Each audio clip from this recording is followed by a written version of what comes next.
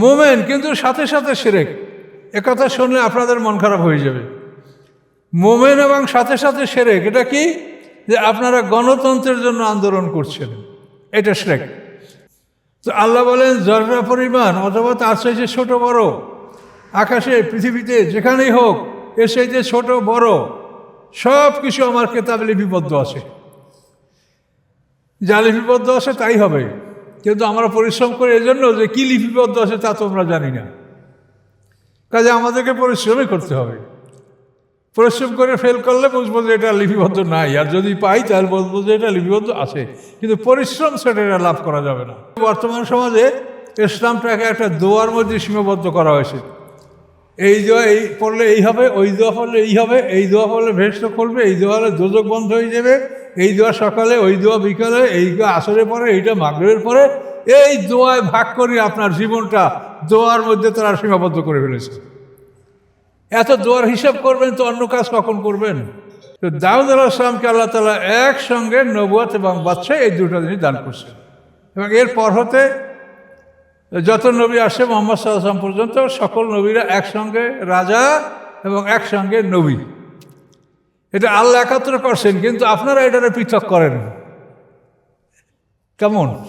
যে রাজনীতির সাথে ধর্মকে মিশানো যাবে না। আল্লাহ মিশিয়ে দিতেছে আর আপনারা পৃথক করেন, করে যাবেন তো তার কাছেই। যেই যত বাহাদুরি করেন যাবেন তার কাছেই। অকুল্লুম আতি ইয়াউমাল কিয়ামাতে ফারদা। আল্লাহ বলেন সবাই আমার কাছে একা কি আসবা। যে প্রাচীনকাল থেকে আরম্ভ করে এই যুদ্ধটা, এটা আল্লাহ তাআলা হক এবং বাতিলের মধ্যে যে লড়াই, এটা আল্লাহ ফরজ করেছেন। কিন্তু এইটাকে আমরা ভয়ঙ্করভাবে খারাপ মনে করি এবং আমাদেরকে এমন একটা অবস্থায় নিয়ে আসা হয়েছে যাতে এই ফরজটা আদায় করার মতো কোনো স্কোপই আমাদের নাই, কোনো সুযোগই আমাদের নেই। এটা সারা পৃথিবীতে ইহুদি খ্রিস্টানরা এরকম একটা অবস্থা সৃষ্টি করেছে। চ্যানেলটি সাবস্ক্রাইব করে আমাদের সঙ্গেই থাকুন।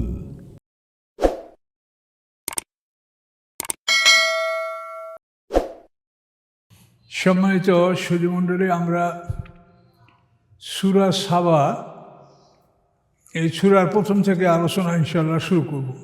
সাবা এটা এক ব্যক্তির নাম, এক ব্যক্তির নামের উপরে এই সূরা। ওনার পরিচয় হচ্ছে সাবা ইবনে ইয়াসাব ইবনে ইয়ারাব ইবনে কাহতান। সাবা ইবনে ইয়াসাব ইবনে ইয়ারাব ইবনে কাহতান। এই কাহতান হচ্ছে ইব্রাহিম আলাইহিস সালামের উপরে। ইব্রাহিম আলাইহিস সালামের পিতার নাম আজর, তার পিতার নাম সারুক, তার পিতার নাম আরগো, তার পিতার নাম ফানে। এই ফানের পিতার যে আবের, এই আবেরের পুত্রের নাম হচ্ছে কাহতান। তো এই কাহতানকে ইতিহাসে তার নামটা কাহতান, জাকতান, ইয়াকতান, এইভাবে তার নামটাকে বিভিন্ন ইতিহাসে লিখেছে। তো এই কাহতানের দুই পুত্র ছিল, জুরহুম এবং ইয়ারাব।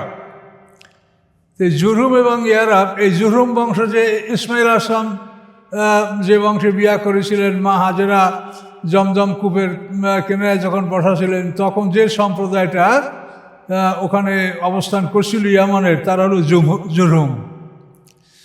তো এই কাহতানের দুই পুত্র জুরহুম এবং ইয়ারাব।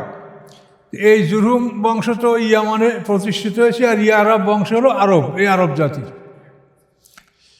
তো এই বিখ্যাত এক ঐতিহাসিক ব্যক্তি সাবা, তার নামে আল্লাহ তাআলা এই সূরাটা নাম রেখেছেন। তো এই জন্য এই সূরা, প্রত্যেকটা সূরার এই নামের থেকে আলিফলাম থাকে, এখানে আলিফলাম নাই, নামের পূর্বে আলিফলাম বসে না। সূরা সাবা, এই ইতিহাসগুলি আল্লাহ এই জন্য তুলে ধরেন যে এরা কত বড় ক্ষমতার অধিকারী ছিল, কত নিয়ামতের অধিকারী ছিল, কত বড় সাম্রাজ্যের অধিকারী ছিল। তারা সব চলে গেছে, তোমরাও যাবে, কিন্তু তোমরা প্রস্তুত হয়ে যাও। আল্লাহ এই পিছনের ইতিহাসগুলি করে আমাদেরকে সান্ত্বনা দিচ্ছেন। আল্লাহ রসুলকে সান্ত্বনা দিতেন। বিভিন্ন রকম কষ্ট ক্লেশে যখন আল্লাহ রসুল অস্থির হতেন, তখন এই ধরনের সূরা নাযিল করে আল্লাহ রসুলকে সান্ত্বনা দেওয়া হতো। তো আমরা সূরা ভিতরে ইনশাআল্লাহ শুরু করি, পাবো সবই। আলহামদুলিল্লাহিল্লাযী লাহু মা ফিস সামাওয়াতি ওয়া মা ফিল আরদ। সমস্ত প্রশংসা আল্লাহর, তিনি কে? আল্লাজি, তিনি কে? লাহু মাহফিস সামাওয়াতি ওয়া মাহফিল আরদ, তিনি হচ্ছেন সে যে যা কিছু আছে আকাশসমূহের মধ্যে এবং যা কিছু আছে পৃথিবীর মধ্যে, এই সব কিছু তিনি মালিক। লাহু লামলে তামলিক, তিনি মালিক এই সব কিছু। ওয়ালাহুল হামদু ফিল আখিরাতে, এবং তার জন্য সমস্ত প্রশংসা পরকালে। পরকালে আল্লাহ ছাড়া কারো কোনো প্রশংসা থাকবে না, সমস্ত প্রশংসা পরকালে আল্লাহর। দুনিয়াতে তো আমরা মানুষের প্রশংসা করে করে মানেই পেপার পত্রিকা সবই প্রশংসায় ভরা থাকে, যখন যারা ক্ষমতায় সব প্রশংসা তাদের। তো আল্লাহ বলেন সমস্ত প্রশংসা পরকালে আল্লাহরই থাকবে। সেদিন এই পৃথিবীতে যাদের প্রশংসা করা হতো এদের প্রশংসা পরকালে থাকবে না। আল হাকিমুল খাবির, এবং আল্লাহ তাআলা তিনি হাকিম, কৌশলী, মহাজ্ঞানী, খাবির, এবং সব কিছু সম্পর্কে অবগত, অবহিত। ইয়ালামু মা ইয়ালিজু ফিল আরদি, তিনি জানেন যা প্রবেশ করে পৃথিবীর মধ্যে। পৃথিবীর মধ্যে, সারা পৃথিবীতে কয়টা মানুষ আজকে পৃথিবীর মধ্যে ঢোকলো মাটির মধ্যে, তারপর পৃথিবীতে আরও অন্য কিছু যা ঢোকে মাটির ভিতরে, মাটির অভ্যন্তরে, এটা সব কিছু আল্লাহ জানেন। ওমা ইয়াখরুজু মিনহা, এবং পৃথিবীর থেকে কি বের হচ্ছে, কয়টা গাছপালা, উদ্ভিদ, কি বের হচ্ছে পৃথিবীর থেকে, মাটির থেকে, এগুলি সব আল্লাহ জানেন। ঢোকে কি, বের হয় কি। ইয়ালামু মা ইয়ালিজু ফিল আরদি, তিনি জানেন যা পৃথিবীতে প্রবেশ করে। ওয়ালামু ওমা ইয়াখরুজু মিনহা, এবং যা পৃথিবী থেকে বের হয়। তাহলে প্রত্যেকটা গাছপালা দানা অঙ্কুরিত হয় সেটা আল্লাহ জানেন, তার জ্ঞানের বাইরে একটা দানা অঙ্কুরিত হয় না। ওমা ইয়ানজিলু মিনাস সামাই ওমা ইয়ারুজু ফিহা, এবং যা কিছু অবতীর্ণ হয় আকাশ হতে এবং যা কিছু আরোহণ করে আকাশে, এটাও সব কিছু আল্লাহ জানেন। আকাশ থেকে আমাদের রেজেক, তারপরে বৃষ্টি, তারপরে আল্লাহর বিভিন্ন আদেশ, এগুলি আকাশ থেকে নাজিল হয়। ওমা ইয়ারুজু ফিহা, এবং আকাশে কি ওঠে, আমাদের আমল সবসময় আকাশে সকাল বিকাল উঠতেছে। আমরা এখন যে আমল করছি, সূর্যাস্তের সময় কেরামান কাতিন ফেরেশতা আল্লাহর কাছে নিয়ে যাবে, ওইখানে আবার নতুন ফেরেশতা আসবে, তারা সারা রাতের আমল লিখবে, ভোরে তারা আকাশে চলে যাবে। তো এইভাবে জমিনকে প্রবেশ করে, জমিন থেকে বের হয়, আকাশে কি ওঠে, আকাশ থেকে কি নাজেল হয়, এই সব কিছু আল্লাহ জানেন। এটা বিরাট ব্যাপার, এ সম্বন্ধে আমরা কিছুই জানি না। ওহুয়ার রহিমুল গফুর, এবং এই আল্লাহ তিনি অতি দয়ালু এবং ক্ষমাশীল। ওয়াকাল আল্লাযীনা কাফারু লা তা'তিনা আস-সাআ, বলে তারা যারা অবিশ্বাস করেছে, লা তা'তিনা আস-সাআ, আমাদের কাছে কিয়ামত আসবে না, কিয়ামত নাই, কিয়ামত হবে না। আল্লাহ বলেন কুল, আপনি বলেন হ্যাঁ হ্যাঁ অবশ্যই আসবে। ও রব্বি, আমার রবের কসম, আপনি বলেন আমার রবের কসম, অবশ্যই কিয়ামত আসবে। লা তা'তিয়ান্নাকুম, অবশ্যই এই কিয়ামত তোমাদের কাছে উপস্থিত হবে, নিয়ে আসবেন এই কিয়ামত তোমাদের কাছে এমন এক শক্তি যিনি আলিমুল গায়ব, যিনি গায়েব সম্পর্কে, অদৃশ্য সম্পর্কে সম্যক জ্ঞান রাখেন, তিনি এই কিয়ামত তোমাদের কাছে নিয়ে আসবেন। লা ইয়াযুবু আনহু মিসকালু যাররাতিন ফিস সামাওয়াতি ওয়ালা ফিল আরদ, অগোচরে থাকে না তার। লা ইয়াযুবু আনহু, অগোচরে থাকে না তার। মিসকালা যাররা, অণু পরিমাণ কোনো কিছু, ফিস সামাওয়াতে, আকাশসমূহের মধ্যে, ওয়ালা ফিল আরদে, না পৃথিবীর মধ্যে। পৃথিবীর মধ্যে একটা অণু পরিমাণ কোনো জিনিস আল্লাহর অগোচরে থাকে না, সব কিছু তিনিই দেখেন, আকাশ পৃথিবী উভয়ের মধ্যে। ওয়ালা আসকারা মিন যালিকা ওয়ালা আকবারা, এবং নয় কোনো ছোট এর চাইতে, এবং নয় কোনো বড় এর চাইতে। এই যে অণু, এর চাইতে ছোট অথবা বড় যাই হোক, ইল্লা ফি কিতাবিম মুবিন, আল্লাহ বলেন সব কিছু আমার স্পষ্ট কিতাবে লিপিবদ্ধ আছে, যে আকাশ পৃথিবী কোথায় কোন ছোট বড় কি কোথায় কি আছে, এই সব কিছু লৌহে মাহফুজে কিতাবে লিপিবদ্ধ আছে। অনু কাকে বলে? আমরা সাধারণত জানি একটা চুল, এই যে মাথার চুল, এই চুলটাকে আপনি চৌকাভাবে কাটেন, স্কোয়ার সাইজ চুল কাটেন। চুল কাটার পরে সেটাকে গ্রিন্ডিং মেশিনে দিয়া ওইটাকে 25 লক্ষ ভাগে গুঁড়া করলে যে গুঁড়াটা হবে এটা হলো অ্যাটম। স্কোয়ার সাইজ চুল, এটাকে 25 লক্ষ ভাগে গুঁড়া করলে কি হবে তা তো চোখে দেখা যাবে না, এটা হচ্ছে অণু। তো আল্লাহ বলেন জররা পরিমাণ অথবা তার চাইতে ছোট বড় আকাশে পৃথিবীতে যেখানেই হোক, এর চাইতে ছোট বড় সব কিছু আমার কেতাবে লিপিবদ্ধ আছে। যা লিপিবদ্ধ আছে তাই হবে, কিন্তু আমরা পরিশ্রম করি এজন্য যে কি লিপিবদ্ধ আছে তা তো আমরা জানি না। কাজে আমাদেরকে পরিশ্রমই করতে হবে। পরিশ্রম করে ফেল করলে বুঝবো যে এটা লিপিবদ্ধ নাই, আর যদি পাই তাহলে বলবো যে এটা লিপিবদ্ধ আছে, কিন্তু পরিশ্রম সেটা এটা লাভ করা যাবে না। এটা আল্লাহ বলেই দিয়েছেন, লাইসালিল ইনসানি ইল্লা মা সা। মানুষ পরিশ্রম ব্যতীত কিছুই পাবে না, যার জন্য পরিশ্রম করবে সেটারই ফলাফল আল্লাহ দিবেন। আর লেখা আছে এই জন্য আপনি ঘাবড়াবেন না, সেটা আল্লাহ বলেছেন যে আল্লাহ ইচ্ছা করলে লেখাটা মুছেও ফেলতে পারেন, কেননা তিনি আলা কুল্লি শাইইন কাদির, এটা কোরআনে বলাই আছে। ইয়ামহুল্লাহু মা ইয়াশা ওয়া ইউসবিত, তিনি যা ইচ্ছা করেন মুছে ফেলেন, যা ইচ্ছা করেন ঠিক রাখেন।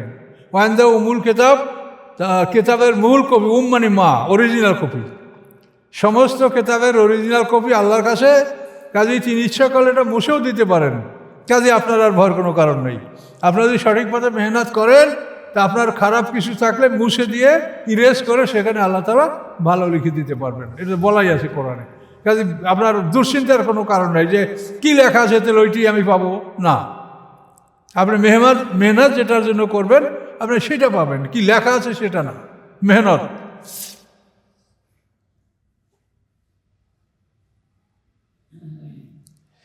আল্লাহ বলেন এই সব কিছু তার দৃষ্টিতে, তার তত্ত্বাবধানে এই যে সব কিছু আছে কেন?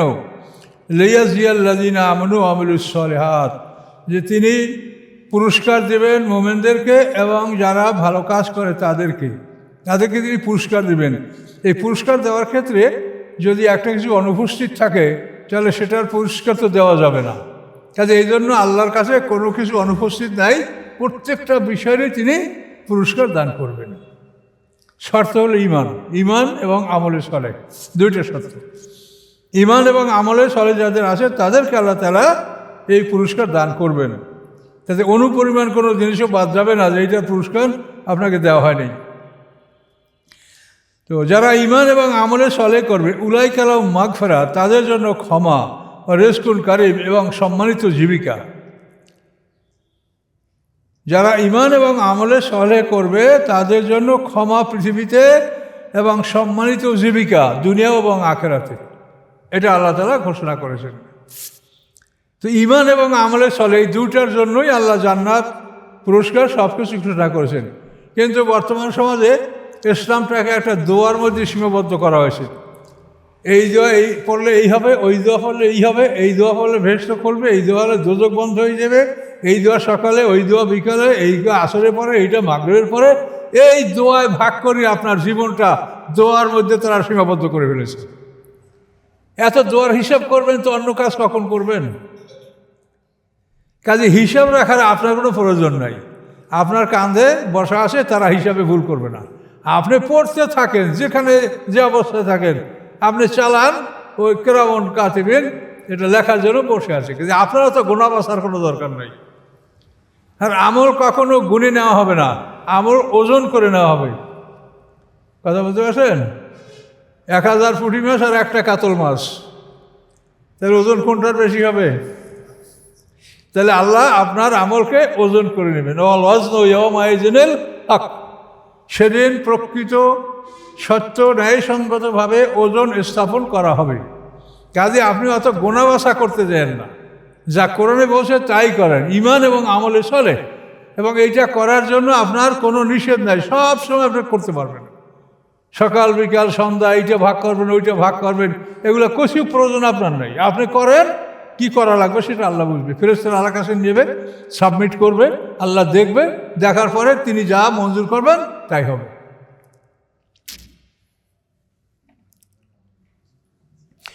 আল্লাযীনা সাউ ফি আয়াতিনা মুআজিজিনা, যারা চেষ্টা করে আমার আয়াতগুলিকে ব্যর্থ করার জন্য।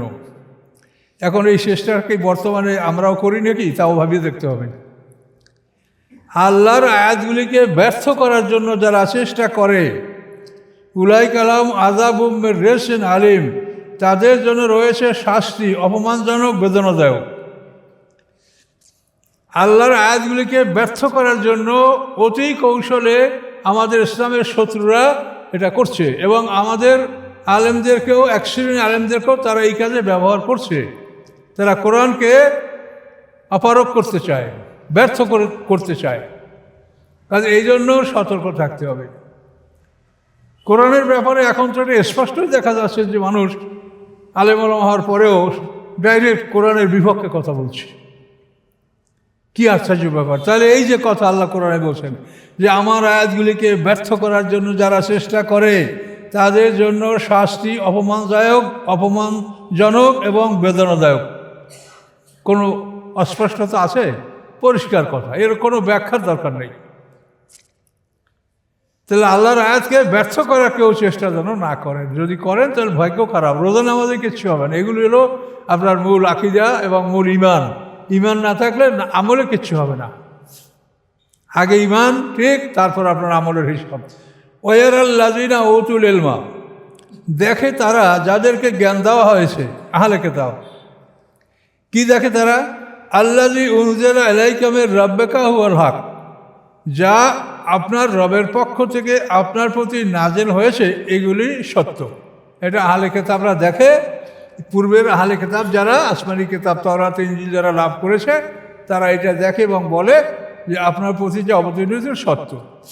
ওয়াহদি ইলা সিরাতিল আজিজুল হাকিম, এবং ওই কিতাব পথ প্রদর্শন করে মহা ক্ষমতাশালী, মহাপ্রশংসিত আল্লাহর রাস্তার দিকে। অর্থাৎ এই যে কিতাব, এই কিতাব কী করে?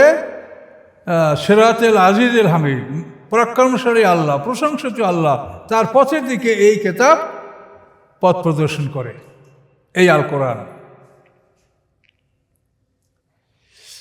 কাফেররা কি বলে শোনেন। অকল আল্লাযিনা কাফারু, এবং কাফেররা বলে হাল নাদুল্লুকুম আলা রাজুলেন, আমরা বলবো কি তোমাদেরকে এক ব্যক্তির কথা। সে ব্যক্তি কি করে? ইউনাব্বিউকুম, তোমাদেরকে খবর দিচ্ছে। কি খবর দিচ্ছে? এজা মসজিদতুম কুল্লা মুবাজ্জাকেন, যখন তোমরা একেবারে সম্পূর্ণ চূর্ণ বিচূর্ণ হয়ে খড়কুটে পরিণত হবে, ইন্নাকুম লাফি খালকিন জাদীদ, নিশ্চয়ই তোমরা নূতন সৃষ্টিতে রূপান্তরিত হবে। এটা একটা লোকে বলে, কাফেররা বলছে। একটা লোকে বলে, তার খবর বলবো।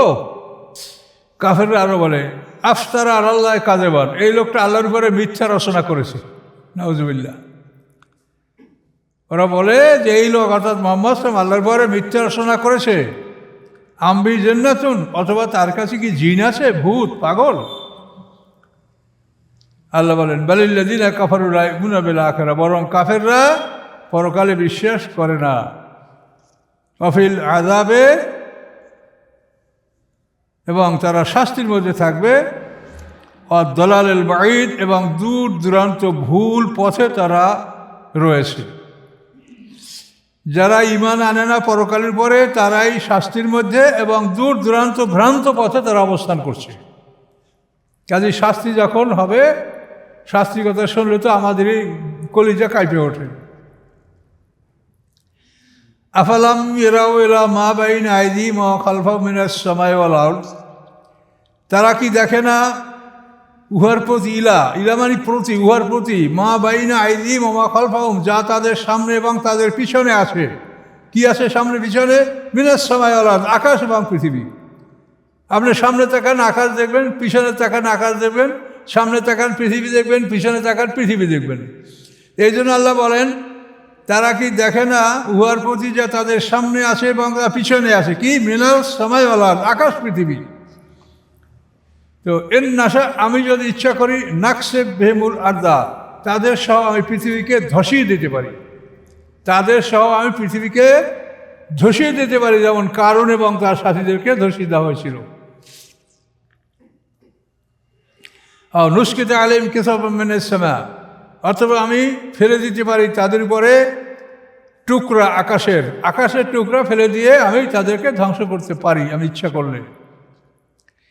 ইন্না ফি যালিকা লায়াতাল লিকুল্লি আবদিন মুনীব, নিশ্চয়ই এর মধ্যে রয়েছে নিশানাসমূহ, নিদর্শনসমূহ সকল বান্দার জন্য, যে বান্দারা মুনীব, আল্লাহ অভিমুখী, যারা আল্লাহ অভিমুখী তাদের জন্য এর মধ্যে রয়েছে নিদর্শন। ওয়ালাকাদ আতাইনা দাউদা মিন্না ফাদলা, নিশ্চয়ই আমি দান করেছি দাউদ আলাইহিস সালামকে আমার অনুগ্রহ। দাউদ আলাইহিস সালাম বনী ইসরাইলের রাসূল, তিনি 2 নম্বর রাসূল। মুসা আলাইহিস সালাম হলেন রাসূলদের মধ্যে 1 নম্বর, দাউদ আলাইহিস সালাম হলেন 2 নম্বর, ঈসা আলাইহিস সালাম 3 নম্বর, আমাদের রাসূল মুহাম্মদ সাল্লাল্লাহু আলাইহি ওয়াসাল্লাম 4 নম্বরে সর্বশ্রেষ্ঠ রাসূল সাল্লাল্লাহু আলাইহি ওয়াসাল্লাম। আল্লাহ বলেন, আমি দিয়েছি দাউদ আলাইহিস সালামকে আমার পক্ষ থেকে অনুগ্রহ। এই দাউদ আলাইহিস সালাম জবুর কিতাব লাভ করেছেন এবং এই জবুর কিতাব ইউনানি ভাষায় নাযিল হয়েছে, গ্রিক ভাষায়। কোরআন আরবি ভাষায়, এবং এই জাবুর হলো গ্রিক ভাষা, ইউনানি ভাষায়, আর ইনজিল হলো সুরিয়ানি ভাষায়, আর কোরআন হচ্ছে আরবি ভাষায়। এটা মনে রাখার একটা ছোট্ট আছে, ফামুন তামুন জাইদুন আসাম।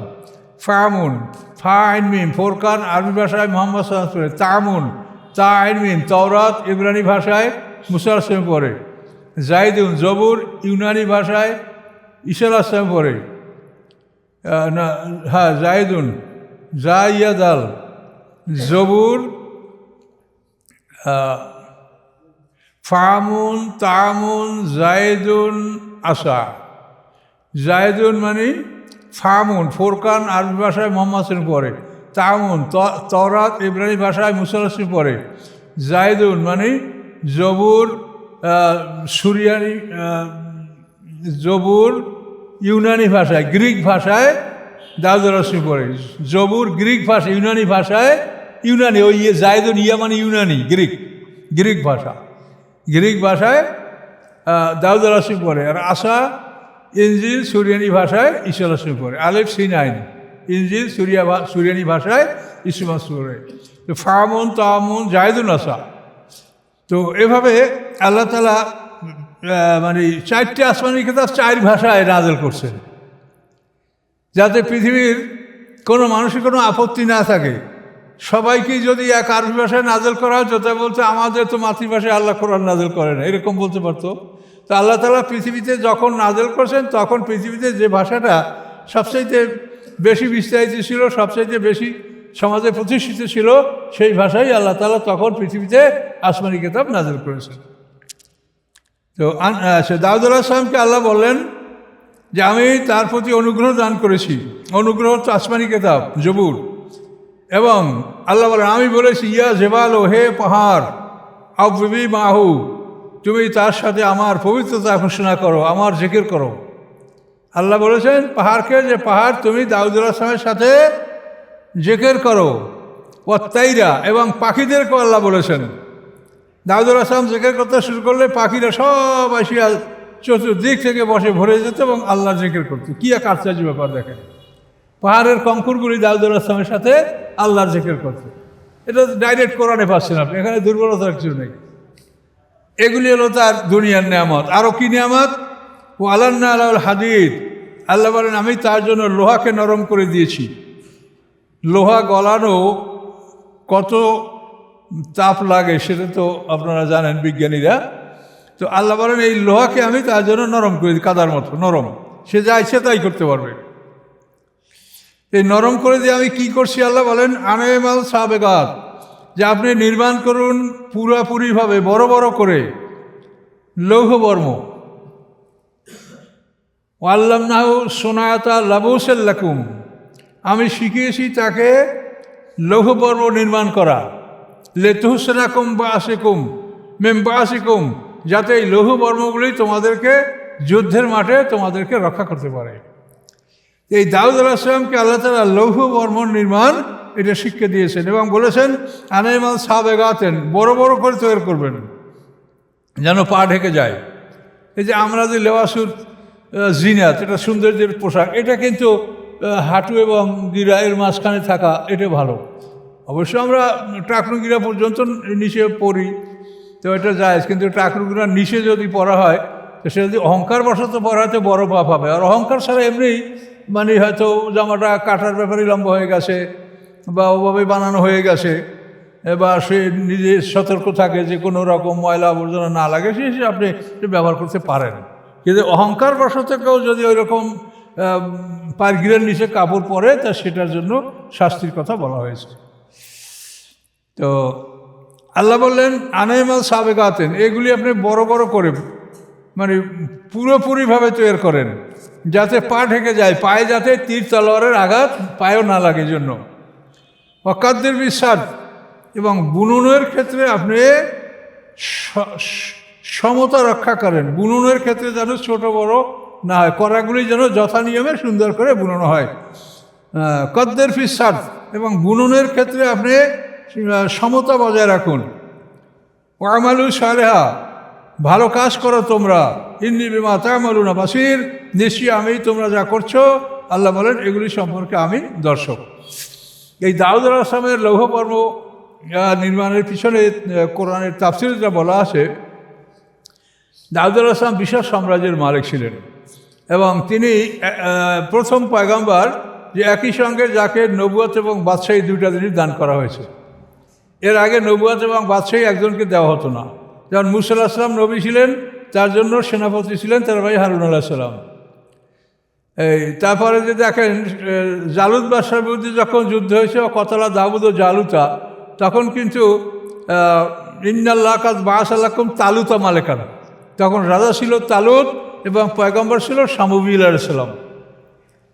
আর দাউদ আলাইহিস সালাম তখন বালক, তিনি তখন নবী হন নেই। তো আমরা পূর্বের ইতিহাসে দেখতে পাই যে একজন নবী, তার অধীনে একজন সেনাপতি বা বাদশাহ। তো দাউদ আলাইহিস সালামকে আল্লাহ তাআলা একসঙ্গে নবুয়ত এবং বাদশাহ এই দুটো জিনিস দান করছেন, এবং এরপর হতে যত নবী আসে মুহাম্মদ সাল্লাল্লাহু আলাইহি ওয়াসাল্লাম পর্যন্ত সকল নবীরা একসঙ্গে রাজা এবং একসঙ্গে নবী। এটা আল্লাহ একাত্র করছেন, কিন্তু আপনারা এটারে পৃথক করেন। কেমন যে রাজনীতির সাথে ধর্মকে মিশানো যাবে না, আল্লাহ মিশিয়ে দিয়েছে, আর আপনারা পৃথক করেন, করে যাবেন তো তার কাছেই। যেই যত বাহাদুরি করেন যাবেন তার কাছেই। অকল্লম আতি ইয়াউমাল কিয়ামাতে ফারদা, আল্লাহ বলেন সবাই আমার কাছে একা কি আসবা, তোমার দল বল কেউ থাকবে না, তুমি একাই আমার কাছে আসবা এবং তুমি জবাব দেবা। তাহলে আল্লাহ তাআলার নবুয়ত এবং বাদশাহী এটা একসঙ্গে একত্রে করে দিলেন দাউদ আলাইহিস সালাম থেকে কিয়ামত পর্যন্ত। কিয়ামত নবী আসবে না, শেষ নবী মুহাম্মদ সাল্লাল্লাহু আলাইহি ওয়াসাল্লাম, কিন্তু তার অনুসারী যারা, তাদেরও এই গুণ থাকবে যে নবুয়ত বাদশাহী দুটা একই সঙ্গে লাভ করবে। রাষ্ট্রীয় ক্ষমতা এবং ধর্মীয় ক্ষমতা দুটোই একই ব্যক্তি এটা দায়িত্ব পালন করবে। যেহেতু নবী রাসূলদের সুন্নাত আমাদের উপরও, আমরা তাদের ওয়ারিস, কিন্তু আমরা এটাকে একেবারে পৃথক, মানে নামাজ পড়ি মুসলমান, নিজে খুব বড় মুসলমান, কিন্তু ধর্মকে পৃথক করতে হবে রাজনীতির থেকে। করেন, ক্ষমতা আছে আপনাদের, করেন, কিন্তু যাবেন সবাই আল্লাহর কাছে। আমরা বলে রাখলাম যে এগুলো বলা আপনাদের জন্য মহাপাপ, যেহেতু আপনারা এই আসমানি কেতাব এটা আপনার আমার সবাই কাজে। এই কেতাবে দেখেন যে আল্লাহ তাআলা সর্বপ্রথম দাউদ আলাইহিস সালামকে একই সাথে নবুয়ত এবং বাদশাহী দান করেছেন। তিনি যেমন রাসূল, তিনি দেখেন তিনি বাদশাহ, এখানেই তিনি দেখতে পাবেন যে তার জন্য কি করা হয়েছে, লোহাকে নরম করা দেওয়া হয়েছে এবং বলা হয়েছে যে বড় বড় বর্ম নির্মাণ করুন এবং বুননের ক্ষেত্রে সমতা বজায় রাখুন, আর আপনি ভালো কাজ করুন, আমি তোমাদের কর্ম সম্পর্কে আমি সব কিছু দেখছি। তো দাউদ আলাইহিস সালাম তিনি রাজা ছিলেন, তো ছদ্মবেশে শহরে ঘুরে বেড়াতেন, ঘুরে জিজ্ঞাসা করতেন মানুষের কাছে যে তোমাদের রাজা দাউদ কেমন রাজা, কিভাবে রাজ্য পরিচালনা করে। সবাই বলে না ভালো, দাউদ আলাইহিস সালাম খুব ভালো, সে ন্যায় বিচার করে, তার বিচারের মধ্যে কোনো পক্ষপাতিত্ব নাই, এবং তার বিচারের অনেক সুখ্যাতি কোরআনে বলা আছে। তো সেগুলি আমি বলতে গেলে দীর্ঘ সময় পার হবে, আসলে এখানে সংক্ষিপ্ত বিষয়টা বলি। তো উনি শহরে ঘুরে বেড়াতেন তো একদিন জিবরিল আমিন ওই শহরে ছদ্মবেশে মানুষের বেশে শহরে ঘুরছে। ওই জিবরিল আমিনকে জিজ্ঞাসা করে, আচ্ছা ভাই, আপনাদের রাজা দাউদ কীরকম দেশ পরিচালনা করে? বললাম, ভালোই করে, তবে একটু অসুবিধা আছে। একদিন কেউ বলে নেই। তো কী অসুবিধা আছে ভাই বলেন? যে দাউদ আলাইহিস সালাম রাষ্ট্রীয় তহবিল থেকে, কোষাগার থেকে তার খরচ বহন করে। এটা আইনত করতে পারে, রাজা সে রাষ্ট্রের কাজ করবে। কিন্তু এটা সে যদি না করতো, না করে সে যদি নিজে কোনো কাজ করে কাজের বিনিময়ে যদি খাদ্য সংগ্রহ করে সংসার পরিচালনা করতো, এইটা তার জন্য বেশি ভালো হতো। ওই জিবরিল বললেন মানুষের বেশি। তখনই দাউদ আলাইহিস সালাম টলক করে গেল যে আমি রাজকোষ থেকে নেব না, আমি মেহনত করে আমার সংসার চালাবো। তখন দাউদ আলাইহিস সালাম আল্লাহর কাছে বললেন যে আল্লাহ, আমাকে এমন একটা মেহনত শিখান যার ফলে আমি আমার সংসারটা চালাতে পারি এবং রাষ্ট্রীয় কাজও চালাতে পারি। এখন যদি আমার হাল চাষ করতে বলা হয় তাহলে তো রাষ্ট্রীয় কাজে পরিচালনা করা যাবে না, তাই না? আল্লাহর কাছে বললেন যে আমাকে এমন কাজ দেন যে কাজের মাধ্যমে সংসারও চলে আর আমার রাষ্ট্রীয় পরিচালনা কাজও চলে। তখন আল্লাহ বলে যে তোমার জন্য আমি লোহা নরম করে দিলাম। এই লোহা দ্বারা তুমি সপ্তাহে যদি একটা বর্ম বানাতে পারো, তো এগুলো বহু দামে, ৮,০০০ দিরহাম সেই যুগের দাম ছিল। এটা লৌহ বর্ম, অনেক দামিও জিনিস। তো এগুলি তুমি বানাই বিক্রি করবা, স্বচ্ছন্দে তোমার সংসার চলে যাবে, উদ্বৃত্ত থাকবে।